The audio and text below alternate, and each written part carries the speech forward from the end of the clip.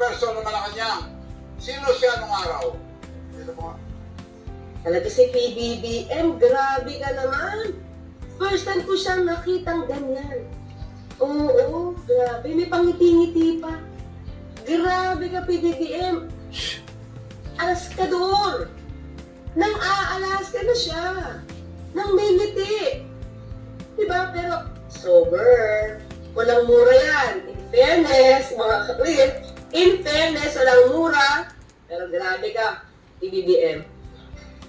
Ngayon ka lang namin nakita ng mga kapatid na ganyan, ha? Tuloy mo lang. Tuloy mo lang.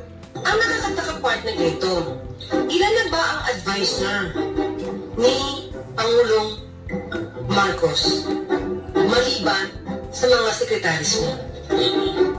Ibig bang sabihin nito, partner? Di ba pag sobrang dami mong advisor, para lumalabas, wala ka talagang anak? Wala ka talagang... Diba? Ang dami mong advisor, tapos may secretary ka pa, tapos may music ka pa, may ask ka pa and everything.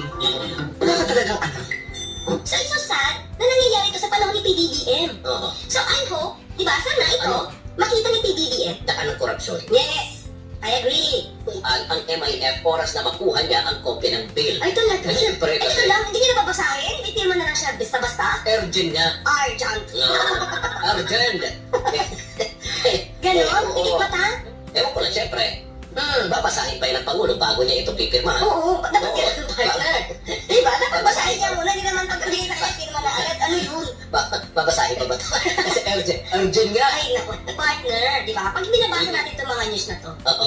bakit pa parang ang nangyayari ngayon, Oo. partner, especially itong sa mga lawmakers natin, parang sila yung nagiging lawbreaker.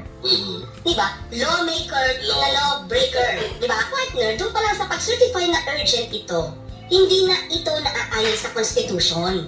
Kasi mag-certify ka lang as urgent at pwede madaliin. Kapag ka meron tayo, pag may public emergency, o yung kinakaharap mo na yung calamity. Yun po ang ngayon ang ano. Anti-BBM. Palagay ko may flood control na rin ito. Iba na sinasabi ngayon eh. Oh, ang liwanag ha, kung anong klaseng tao itong mga natira sa kanya. So may kasabihan, same feather flocks together, pagkakasama sila. So yun mo nangyayari sa ating bansa. Puro kasinungalingan.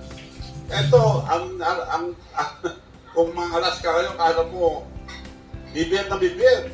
Pero binabanata na si BBM no.